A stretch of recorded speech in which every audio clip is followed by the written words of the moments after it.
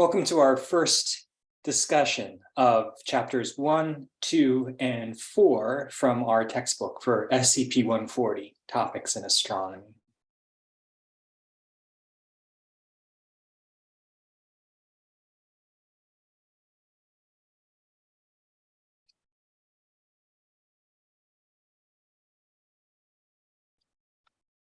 So as I said, there are the first two and then the fourth chapter are what we'll be discussing today.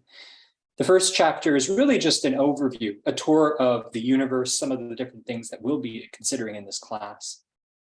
The second chapter looks a little bit more about tools and techniques for observing, mostly using your naked eye. And chapter 4 talks about the relationship between the Earth, the moon, and those things that we see. So that's the order that we will be discussing these. To start off with, let's look at some of the things we will be considering in this class. Here you have a picture of two distant galaxies. Their spiral shapes are going to become pretty famous, and you're going to get to know them very well. These two galaxies happen to be merging together. We'll come to understand that these are gigantic objects. Even though they only take up a small amount of the sky, and we would have to magnify them in order to really see what's going on. We find that they're so far away that this actually represents sizes that are almost unimaginable when we're considering things in astronomy. This is relatively nearby by comparison. This is a different planet in our solar system, Mars. We'll spend quite a bit of time thinking about Mars. It's the most visited planet in our solar system other than the Earth by human beings, at least in terms of the technology that we've sent. Of course, no human being has yet gone to Mars themselves, but that may change within our lifetimes. Here's another interesting object. This one has been known about for 1,000 years. About 1,000 years ago, the Chinese were observing part of the sky and noticed that there was a bright new star that lasted for a few months, finally fading away. If you look in that part of the sky now, with the right tools and telescopes, you'll actually see this colorful object. This is a nebula. The word nebula really just means cloud of gas and dust. Cloud is really the Latin term nebula. It's a bright splotch of light in the sky, and if you have the right telescope, you can tell that there's lots of interesting things going on. It took many years to figure out that what was really going on with this nebula, which is called the Crab Nebula, is that a star exploded.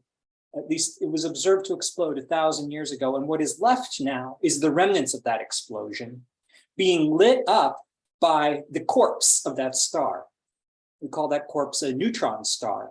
It's a very dense, collapsed inner core of a star that is made out of almost entirely neutrons. And as it spins around, some of the light ends up going in our direction. And we see it as a pulse. And this pulsation was first identified about 50 years ago as pulsars, pulsating stars. And this is an area of study that is very near and dear to my heart. It happens to be the area that I do most of my research in.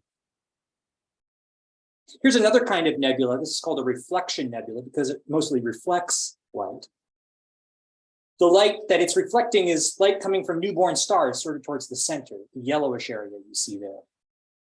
The other colors are atoms that are excited by that light and then actually emit extra light out in our direction. And we can see this particular nebula in the winter sky in the constellation Orion. This is one of the brightest nebulae in the sky.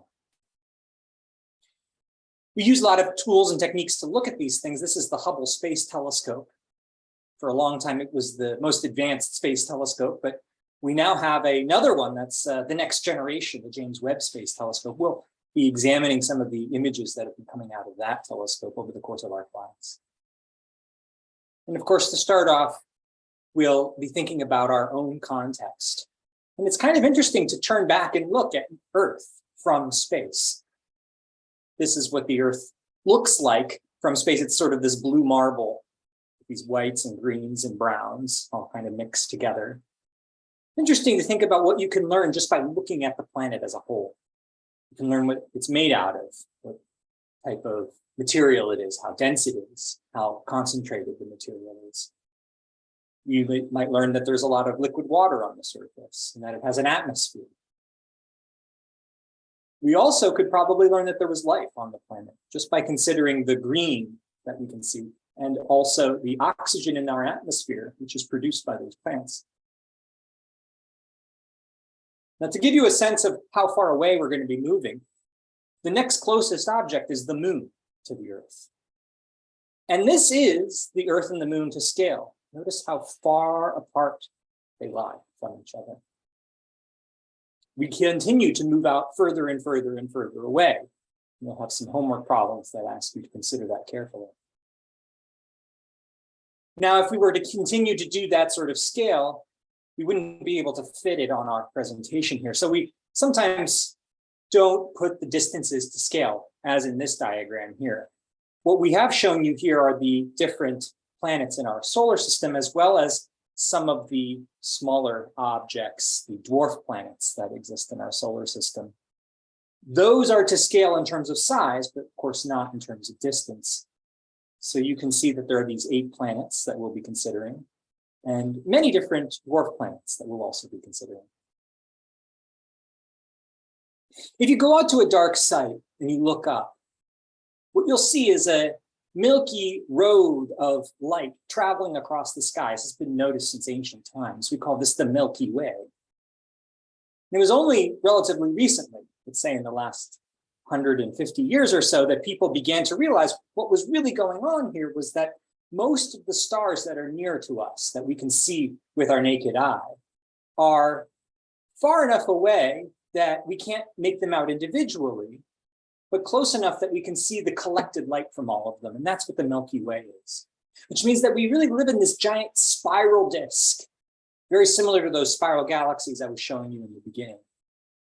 Of course, we can't ever get a bird's eye view of that spiral disk. We have to learn about it from the inside. We'll spend some time investigating our own Milky Way. But if you think about putting your head on the side and looking at this image, we're really looking at the center of this disk and bulge of stars in the center with a spiraling disk surrounding it. That's what we're really looking at when we see this in the sky. And it goes all the way over our heads and under our feet. It completely encircles us because here we are embedded inside of it, our Milky Way galaxy. There are lots of other objects we'll be considering. Some of them are in our own galaxy, like this one. This is a star cluster. This kind of cluster is called a globular cluster because the stars seem to be globbing together. This is a very dense star cluster, a little mysterious. Many of the stars are very old, so stars are no longer being formed, whereas other parts of the Milky Way, like in the Orion Nebula, we see lots of stars being formed. If we move outside of our galaxy, we see other galaxies. Here's an example of the closest spiral galaxy to our own. This is sort of the view that you might expect if you could leave our own galaxy, our Milky Way galaxy, and look back. You might see something like this. This spiral galaxy's name is the Andromeda Galaxy, otherwise known as M31. You can imagine that there might be a lecture going on a planet around one of the stars in this galaxy. There's 100 billion stars in this galaxy. And they might be pointing their telescope in our direction, looking at our own galaxy and making the same point. But of course, they can't see their galaxy. We can't see ours. We're sort of stuck in our own galaxy, and we'll explain exactly why that is as we move forward. If you get further and further away, you see that galaxies cluster together. There are some parts of the universe that are very empty, other parts that are very full of galaxies. This is a pretty dense cluster of galaxies called the Fornax cluster. And you can see that galaxies have different shapes and styles as well. Some are kind of roundish, we call them ellipticals. Others have that spiral shape that we've been looking at. Those are the spiral galaxies. Each of these points of light that you see in this picture represents billions of stars. There's an enormous amount of material out there and space and possibilities for things. It's also very difficult to observe individual stars as you get further and further away. You can only see the sort of collected emission of light from all of them. So really trying to identify what's going on way out there in space continues to be a mystery, continues to be something that we explore. Another aspect of exploring astronomy is thinking about time. How long do things take to last and form, develop? Our own universe, it turns out, has a finite amount of time that it has been in the state that it is right now. There's a beginning state that it was in, very different from the state we see today. We call that beginning state the Big Bang. And since then, the universe has actually been changing. It's been getting less dense and it's been getting cooler. And it's that cooling off and that losing of density, and we'll explain why that is sort of towards the end of our class, that allowed for the things like stars and galaxies and planets to form. One thing you might try to do is think about how to imagine such incredible lengths of time.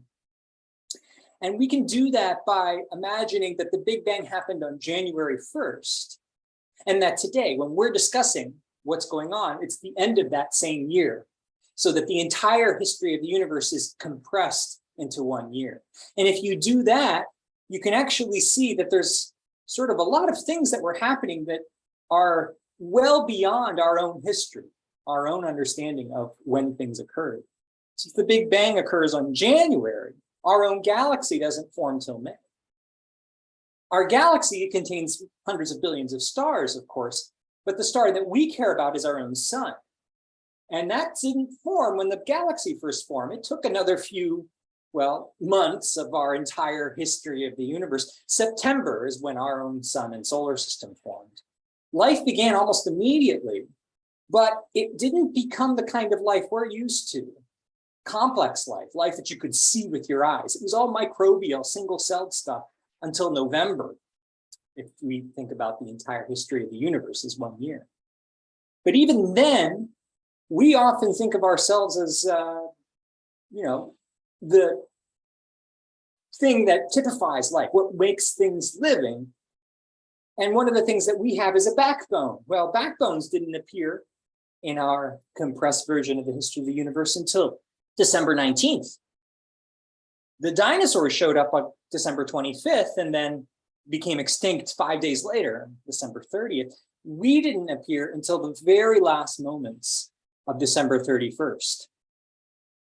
And you'll actually look and see how we can compress the different amounts of time that the universe has been in existence and all these other things have been going on in a homework problem.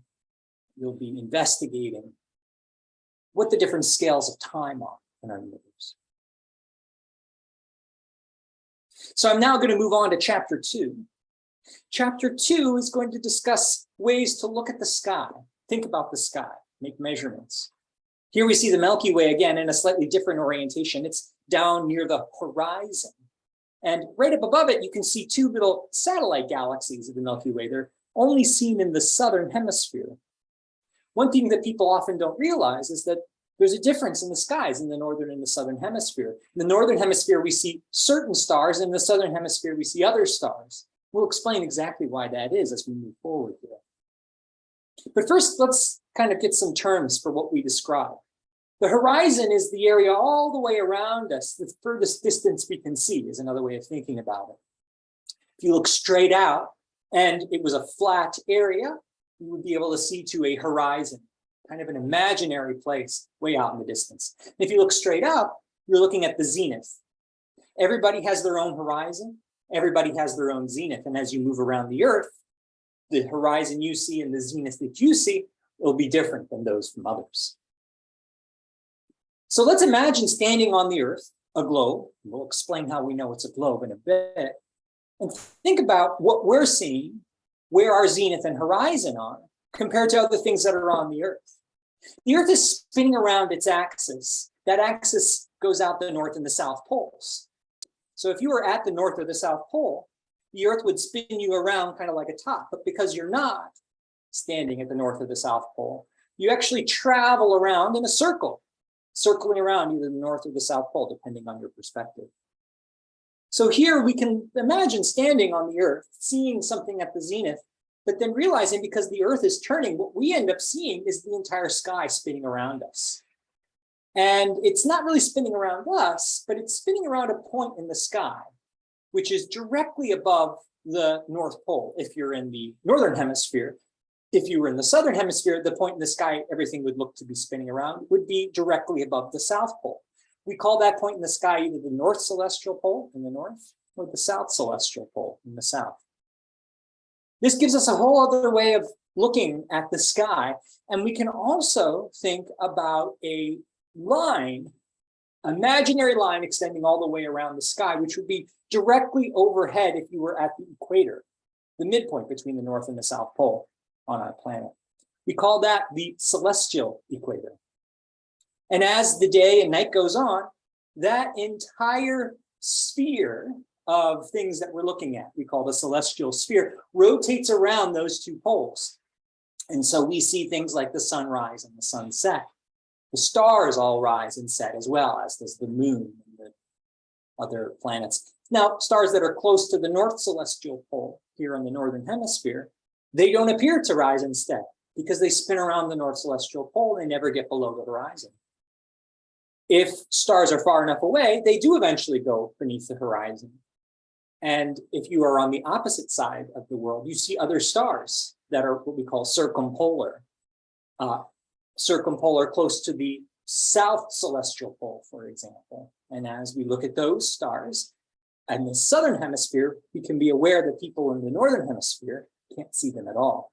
And that's why, for example, the Large and the Small Magellanic Clouds can only be seen south of the equator. They can't be seen where we are today.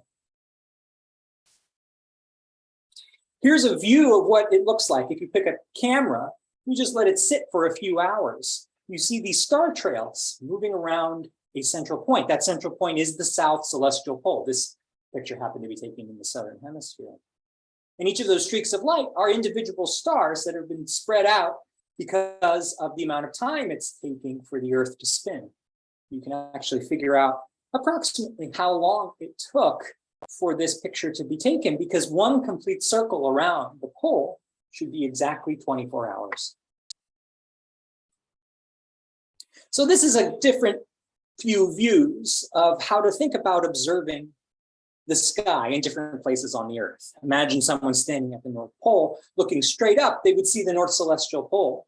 And at the North Celestial Pole is a star that's fairly bright called Polaris, the North Star.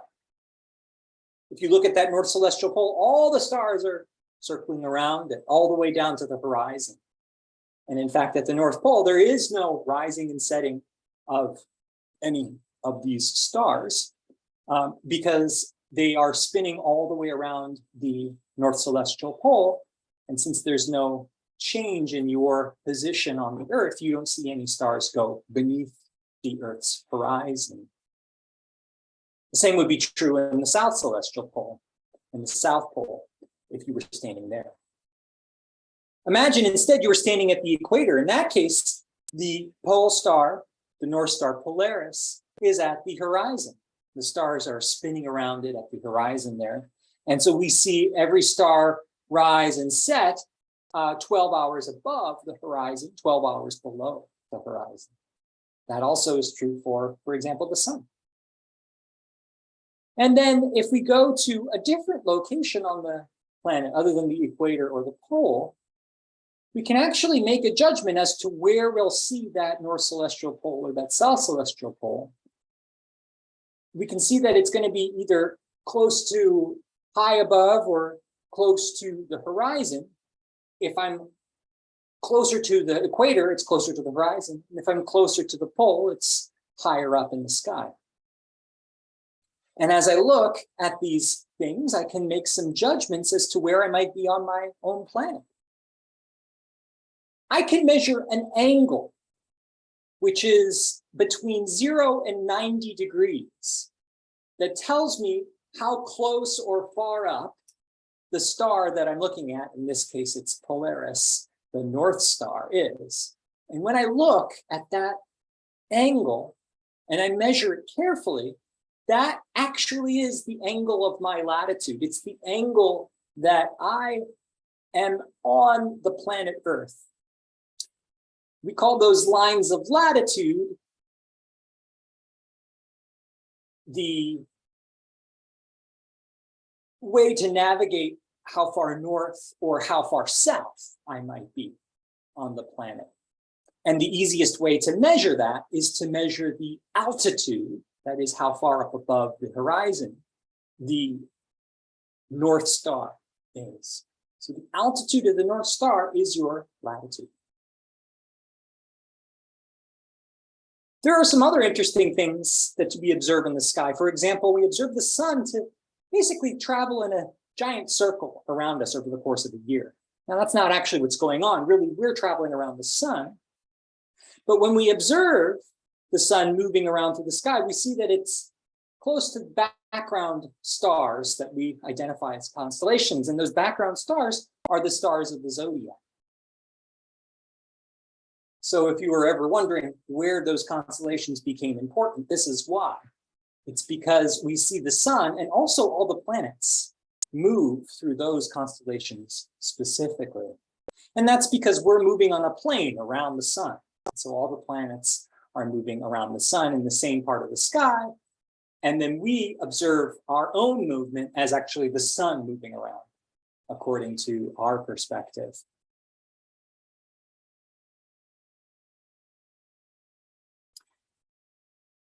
Now, if the Earth was oriented so that its north and south pole were at exactly 90 degrees to that movement that it had around the sun, the plane, we call that the plane of the ecliptic, is the name of that.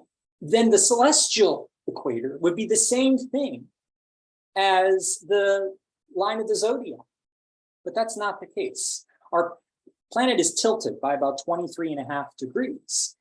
And that tilt means that the path that the sun takes through the sky is not along our celestial equator. It goes about 23.5 degrees above the celestial equator and 23.5 degrees below it. And the location of the sun as it travels along this celestial sphere is telling us something about the time of year, the seasons. When the sun is at the celestial equator, we call those moments the equinox. And in those days, we have 12 hours of daylight, 12 hours of darkness. In the northern hemisphere, the sun gets furthest away from the celestial equator in June. We call that the summer solstice. We'll have very long days and short nights. On the other side, in December, the sun is the furthest away towards the south from the celestial equator. That becomes the winter solstice. And we have very long nights and short days. Now, we've been orienting ourselves using constellations. So it's nice to take a look and think a bit about how arbitrary this is. These are old stories that people have been telling for thousands of years about the patterns in the sky. So for example, when they saw this group of stars that you see on the right here, many different cultures have identified that this is some sort of person, either a warrior or a hunter or something like this. We have adopted in our discussion of the different constellations, according to the International Astronomical Union, many of the constellation designations from ancient Greece and Rome, which also happen to be shared by many of the cultures in the Middle East, all the way out to India and even China, very similar things. But there are cultures all across the world that see different orientations and designs for these constellations. But here you can kind of see that it's not exact. People sometimes say, I can see a hunter in Orion. Maybe you can. But obviously, it'd be easy to see something else there if you were trying. So one of the questions that people sometimes have when they start off in this class is, how do we know these things? For example, how do we know the Earth is round? This was not something that was obvious right when we started to look around us in the world. It took some careful observation. And one of the most interesting ways that you can figure this out is by looking at the shadow of the Earth. The Earth casts a shadow. It's often hard to see that shadow, but every once in a while that shadow is cast in the right direction so that we can see it on the moon. We call that a lunar eclipse. And this is a composite photograph of a lunar eclipse. And what you can see here is that the shadow of the Earth is not flat, it's not straight. There's some curving. And that's actually you observing the curvature of the Earth. You couldn't see that curving eclipse unless the Earth was round. And this was known thousands of years ago when people were seeing lunar eclipses and figured out what was going on, that the Earth was getting between the sun and the moon, that must mean that you're seeing the shadow, the shape of the Earth. You're seeing that it's round. So there's evidence that the Earth is round. It's something that you can actually go and look for yourself whenever there's a lunar eclipse. Another way that you can tell that the Earth is round is by doing an experiment that was done about 2,500 years ago in Egypt. In order to understand this, the first thing you have to realize is that distances in space are very, very large. And they're so big that if there's some light coming from a distant object, it basically comes in towards us in parallel lines. If things were closer to us, like at points A, B, and C on this diagram, then the light would come in at angles. But things are so far away. The moon is the closest thing, and it's basically far enough away for it to behave exactly the same way. The sun's much, much further. Things are so, so very far away that when the light comes in, it comes in parallel lines. If you understand that, then you can understand the experiment that was done by Eratosthenes to measure the circumference of the Earth and determine that it was actually round. What he realized that there was a location in Egypt called Syene, where on one day of the year, the sun could be seen as a reflection in the bottom of a well. That meant that the sun was directly overhead that day. However, a little bit further north, that wasn't the case. And if you had a very tall column, you could actually see that it cast a shadow. That means that the sun was directly overhead at one location, but wasn't at another location. And the only explanation for that is that the Earth is round. But more than that, if you know a little bit of trigonometry, if you know a little bit about the way that geometries work with round objects and angles, you can figure out, knowing the distance between those two locations, how long around it would be the entire world. And he was able to figure that out. He figured out that that angle of 7 degrees, which was what the angle that cast the shadow in Alexandria, meant that we were 7 degrees different in latitude across the Earth from Syene to Alexandria. And since he knew the distance between Syene and Alexandria, he could figure out what 360 degrees all the way around was. He came to within about 10% of our understood value today. This was something that was known about thousands of years ago, is how to measure that the Earth is round. There's some other interesting things that happen in our sky. I noted to you that the North Celestial Pole is very close to a very bright star, Polaris. But that hasn't always been the case over the course of thousands of years. In fact, that axis of our Earth slowly moves around. If you've ever spun a top and it's been a little bit off-centered, you may have seen that the top's axis slowly starts to move around in a rather big circle compared to the spinning of the top itself. That's called precession. It's a well-understood phenomenon in physics. We don't have to get into it too much, but our Earth does this as well, which means that we're slowly tracing out a giant circle in the sky. And while right now our Earth's axis is pointed towards a relatively bright star, Polaris, in a few thousand years, it won't be anymore. There happens to be about 3 bright stars that are on this great circle that the Earth's precession of its axis goes around through. And in about 10,000 years or so, we'll actually be pointing towards an even brighter star, the star Vega. It's one of the brightest stars in the sky. Back when the pyramids were being built, the axis of the Earth pointed towards a different star. It pointed towards the star Thuban, which is a little bit dimmer than Polaris. But people over the course of thousands of years have been observing this precession of our own axis. Sometimes we think of things as being persistent, always the case. But this slight change that's happening over the course of about 26,000 years is an important one we'll keep in mind when we do some observations. Another question that people sometimes have is, how do we know that all the planets go around the sun and not the other way around? How do we know that things are not going around the Earth? In fact, for many thousands of years, people thought that every object in the sky and in the universe was revolving around the Earth. That's what you see when you look out in the sky. Well, there was one observation that was a little bit strange. And that was, if you look at planets that are moving around across the sky, planets don't stay in the same point night after night. They actually change their position because they're orbiting around the sun, we now know, or you might think that they were traveling around the Earth at a slightly different speed than everything else. So according to your view, we would see planets sort of move through the sky against the background stars. That's actually what the word planet means. It means wandering star. Most of the time, all the planets move in the same direction. But every once in a while, planets will move in one direction, stop, turn around, move the other direction, stop again, and then continue back in the direction they were going. It's called retrograde motion. You may have heard of it. This was something that was very concerning to people when they first started to observe this. They thought that maybe something terrible was happening. This is why people are afraid of retrograde. We actually understand what's going on, however. What's really going on is that the Earth is overtaking, it's traveling a little bit faster than, let's say, an outer planet. And so these are the different points that we would see along the path. A, B, C, D, and E are the different points of the Earth and an outer planet. And as you can see, you see exactly the effect for retrograde motion that we would expect, moving forward, then backward, and then forward again. This is explained by planets going around the sun rather than the Earth.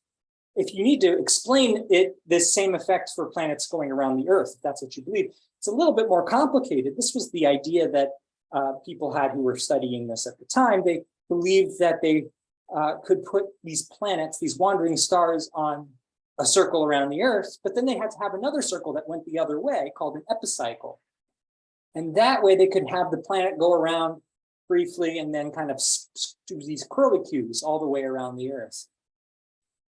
This was a little bit more complicated, but it worked out. You could do the mathematics and figure it out. But there were some people that thought this was not the best way to organize things, that there might be a better way of thinking about it.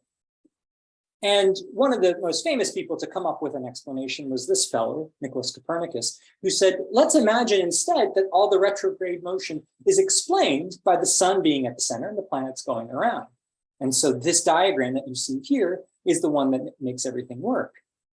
So this was his diagram of how he thought that the solar system worked. Well, we'll come to see that there were some slight changes that we need to make in order for this to work out, but he was close to correct.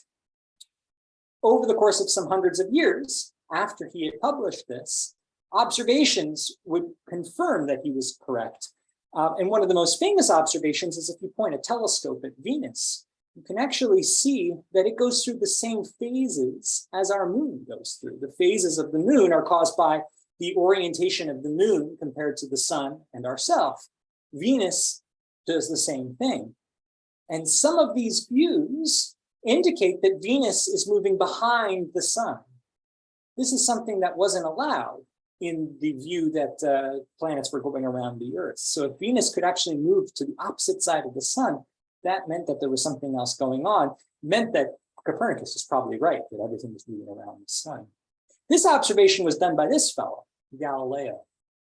Galileo was the first person to point a telescope at the sky, so he was the first person to see this. And his notebooks remain very famous as an example of observational science. This was the telescope that he used to make that observation. So now that we have some understanding about our round world and our location, let's talk a bit about how we do these measurements here on our planet. We can measure latitude and longitude in this way. We described already how to think about latitude in terms of the altitude of the North Celestial Pole. And longitude is basically moving east-west around the Earth. Latitude is moving north-south. Those are important coordinates to understand. Each coordinate on the Earth tells you where you're located compared to the North and South Pole and how far around you are on the circle going from east to west. As we said, the Earth is tilted 23.5 degrees from the perpendicular to the path around the sun that it's taking. And because of that, we have different seasons. We've already kind of identified some of those seasons, but this is a nicer way of thinking of it. Sometimes we think about the Earth always pointing in the same direction. there are two locations where we get an equal amount of sunlight in the northern and the southern hemisphere. Those are called the equinoxes. And there's two of them, one in March and one in September, called the vernal and autumnal equinox. In the northern hemisphere is pointed away from the sun in December during the winter solstice. That's when we get the longest amount of nighttime and the shortest amount of daylight. On the other end, in June, we experience the summer solstice, when we get the longest amount of daylight and the shortest amount of nighttime. And that explains the seasons for the most part. You can imagine getting more sun warms things up. Getting less sun cools things down. This is what causes us to be cold in the winter and warm in the summer, but there's actually more to it than that. In fact, if you think about the orientation of the light that's coming from the sun, if it's directly overhead, you're getting a much more concentrated beam of light. It heats things up much more efficiently. Whereas if it's coming from closer to the horizon, you're kind of grazing against the ground. It heats things up less efficiently. When the sun is directly overhead is when your side of the planet is sort of tilted towards it. So in the summertime, we're getting more direct sun, things heat up more. In the wintertime, we're getting more indirect sun, things heat up less. You can see that it actually changes quite a bit in the amount of light that you're getting. In the summertime, the same amount of light that you get in about 1 square meter is equivalent to the amount of light that you might be getting in 2 square meters in the winter. So here's some views of the things that are going on with our sun, depending on where you're standing. Let's imagine that you're standing somewhere in the northern hemisphere in June. Well, then you're going to see the sun be up above the horizon for a very long time and below the horizon for much less time, as you can see here. On the equinox, you see the sun up 12 hours and down 12 hours. And then in the wintertime, December 21st, you see the shortest amount of time with the sun above the horizon, and then the sun is below the horizon for the longest amount. Here's another way to view this. This is what the Earth actually looks like on June 21st. This is why we have the season of summer here in the northern hemisphere, but in the southern hemisphere, they experience winter. It's very cold because they have so much darkness.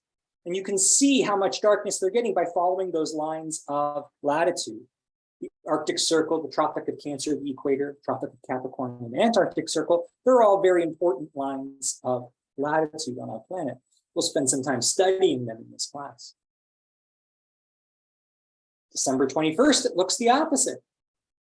The northern hemisphere is pointed away, the southern hemisphere is pointed towards. The southern hemisphere experiences more daylight, the northern hemisphere experiences more darkness. There's also some things to think about as we travel through the sky. We're moving around the sun. And that means that we can measure different kinds of days. We could measure the amount of time it takes the sun to return to the same spot in the sky, or we could measure the background stars and see how much time it takes for them to get to the same spot. And the reason that they are different is because we're moving around the sun. It takes us 365 days to do that.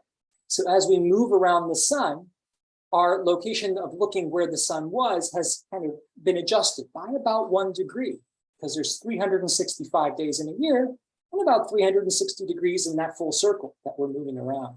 So that slight adjustment means that there's 2 different ways to measure a day.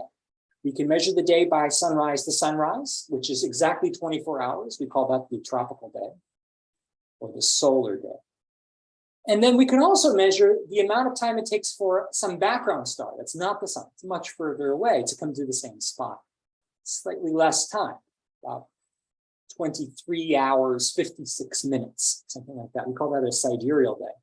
The other way of thinking of that is that's the amount of time it takes the Earth to spin once around its axis. Slightly different amounts of time sometimes become important. What about the moon? When we look at the moon, we see that it's in different parts of the sky, and they'll do an entire lab where you try to identify where the moon might be in different parts of the month, different parts of the day, different parts of the night. And what phase the moon is depends on where it's located as it's orbiting around the Earth.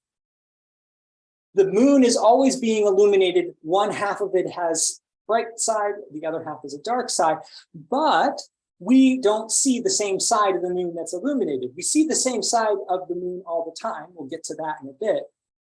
But the side that's illuminated changes. So when we see the moon completely illuminated, we call that a full moon. When we see it completely obscured, we call it a new moon, and there's all the different phases in between. One called first quarter, and one called third quarter.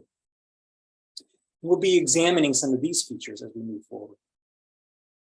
Now, as I said, we always see the same side of the moon, regardless of whether it's full moon, new moon, first quarter, third quarter. We just see different amounts of it illuminated.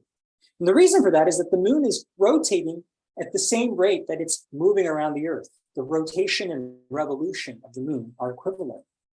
And that's what we see in this diagram here. Another effect the moon has on our planet is that there's a tug that it exerts on our planet. We call that a tidal force. What's going on is that the closer part of the Earth is experiencing more gravitational pull than the further part. And that has the effect of sort of stretching things out. And that causes two tides a day, two high tides a day. One when we're facing the moon and when we're on the opposite side of the planet. And this is what that kind of looks like. You get these tidal bulges, which are associated with our own oceans, where the water level will be slightly higher when you're facing towards the moon, and also slightly higher when you're on the opposite side. And then when you're in between, you'll see a low tide. So you get two high tides and two low tides every day, 12-hour cycle of tides. Here's a view of this from one of the places with the most dramatic tides in Canada. You can see high tide versus low tide.